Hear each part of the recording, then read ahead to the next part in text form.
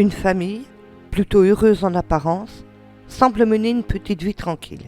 Mis à part quelques petites disputes entre les parents et Dan, leur fils unique, qui se produisent de temps à autre, au vu de l'âge de ce dernier. En effet, c'est un préadolescent de 12 ans. Tout le monde sait qu'à ce moment de leur vie, les jeunes sont en proie à des doutes, des incertitudes, et un tas de choses traversent leurs pensées incertaines. Mais un jour, une autre dispute éclate au sein de la petite famille. Celle-ci semble bien plus importante que toutes les autres. Dan refuse de se laisser abattre. Tout ce qu'il veut, lui, c'est s'enfuir de la maison, et ce, au plus vite. Le soir venu, le jeune met en place une stratégie visant ainsi à planifier une fugue. Il pense ne rien laisser au hasard. Il avait décidé de partir à l'aventure. Le soir même, Dan prépare un sac avec à l'intérieur quelques vêtements. Pour la nourriture, cela doit attendre le jour J. Quand il se lève, Dan fait comme à son habitude, pour ne pas éveiller les soupçons chez ses parents. Sa mère lui demande de se dépêcher, sinon il va être en retard. Il accélère donc la cadence, gardant toujours à l'esprit de ne pas faire différemment qu'à son habitude. Puis Dan quitte la maison, mais il fait semblant d'aller en cours. Il se cache, attendant le moment opportun où ses parents partent travailler. Une fois ceci fait, Dan entre de nouveau dans la maison, allant prendre ainsi son sac, dans lequel il rajoute un peu de nourriture et à boire. Il prend aussi de l'argent dans un pot caché par ses parents, dans une armoire. Dan connaissait l'endroit où il se trouvait. Il décide d'en prendre qu'un petit peu, pour éviter que cela se remarque. Et c'est ainsi qu'il quitte le doux foyer sécurisant de la maison et part à l'aventure. Dan décide de se rendre à la gare routière pour prendre un bus. Il prend un aller simple pour le terminus. Le chauffeur lui demande pourquoi il était seul. Dan lui dit qu'il va chez ses grands-parents. Le chauffeur ne pose pas plus de questions que ça. Après tout, le petit paye sa place. Au moment du départ, le garçon est tout excité à l'idée de vivre cette aventure.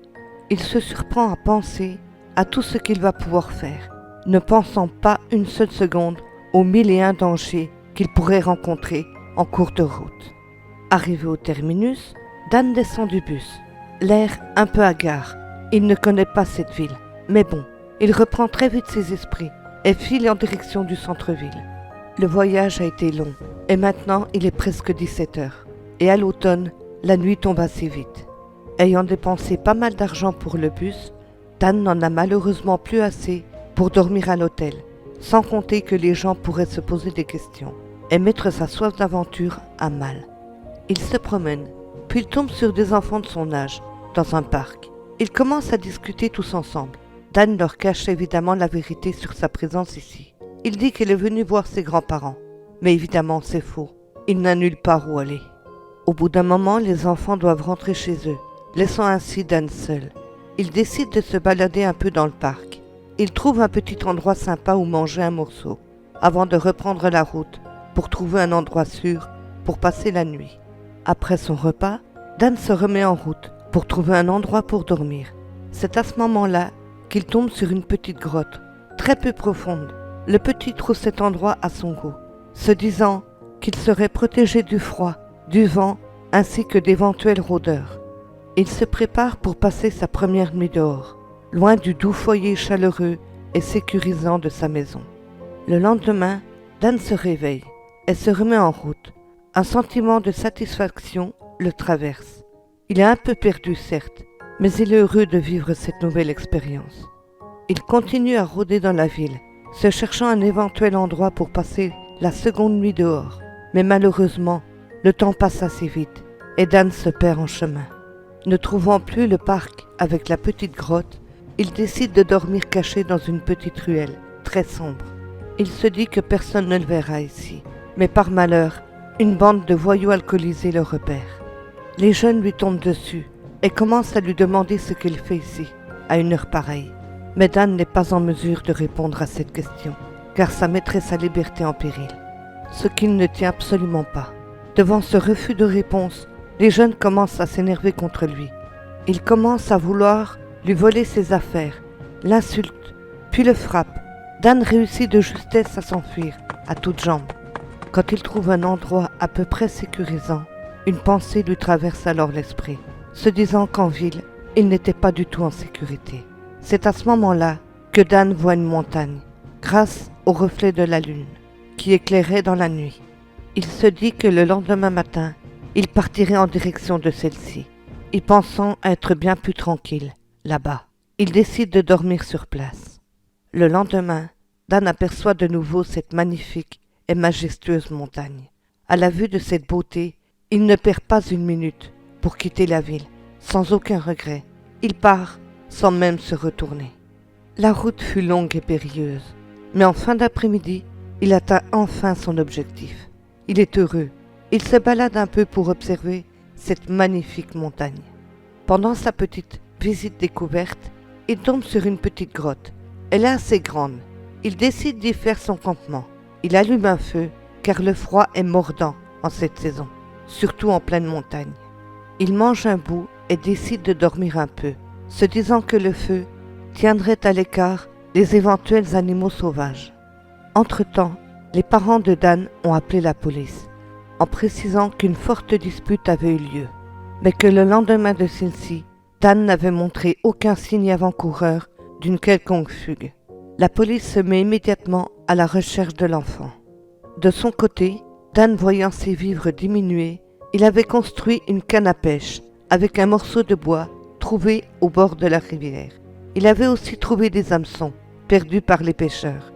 Il pouvait donc pêcher tranquillement, seul, sans personne autour de lui pour l'ennuyer. Il avait aussi fabriqué des petits pièges pour pouvoir ainsi se nourrir. Il avait maintenant à peu près tout ce qu'il lui fallait pour survivre dans cette nature dangereuse. Sans compter qu'en montagne, le temps est très changeant. Mais malgré tout cela, cette montagne était bien plus sûre que la ville à ses yeux. De plus, il adore cet endroit. La police, de son côté, mène toujours leur enquête. Ils savent notamment que Dan avait pris un bus. Le chauffeur leur a dit que le petit allait chez ses grands-parents et qu'il était descendu au terminus. Il tenait maintenant une piste à laquelle se raccrocher. Dan continue sa petite escapade. Il décide de se promener un peu dans la montagne, partant ainsi à la découverte de son nouveau territoire. Il découvre plein de choses, comme la faune et la flore, qu'il affectionne par-dessus tout. Dan s'éloigne un peu de son campement, mais peu importe. Il est tellement heureux de se trouver dans ce magnifique endroit qu'il ne voit pas le ciel se couvrir dangereusement. À un moment donné, il voit le brouillard commencer à tomber lourdement sur la montagne. Dan décide de faire demi-tour pour retourner se mettre à l'abri au campement. Mais c'est alors qu'un énorme coup de tonnerre vient frapper le silence pesant de la montagne. Des éclairs illuminaient le ciel de toutes parts. L'épais brouillard était devenu tellement dense qu'il ne voyait pas à 1 mètre. Dan ressent alors une peur si puissante qu'il décide de courir pour se mettre à l'abri le plus vite possible. Mais une pluie battante s'abattait sur la montagne, lui fouettant ainsi le visage, devenu rouge par la force de celle-ci. Mais tout à coup, Dan fait une chute du haut d'une petite colline qu'il n'avait pas vue à cause de l'épais brouillard. Il dévale celle-ci jusqu'en bas, se brisant la nuque au passage. La police avait entendu parler qu'un jeune garçon s'était dirigé vers la montagne quelques jours auparavant. Ils mettent tout en place pour rechercher l'enfant, mais malheureusement, les hélicos ne peuvent pas décoller et voler par ce temps. C'est alors qu'une équipe de secours en montagne pédestre se met en route afin de retrouver Dan. Mais les heures défilent et toujours aucune nouvelle, quand tout à coup, ils font une macabre découverte. En effet, ils viennent de retrouver le corps sans vie du petit Dan Marshall. Sur les lieux du drame, l'équipe de secours ont vu les traces laissées par Dan lors de sa chute, dans la terre détrempée d'eau. Ils savent que le petit avait chuté du haut de la petite colline. Le corps de l'enfant fut emmené au médecin légiste. Entre-temps, la famille du petit garçon sont mis au courant du décès accidentel de leur fils. Ils ont le cœur brisé à tout jamais. La perte d'un enfant est la blessure ultime, une douleur viscérale.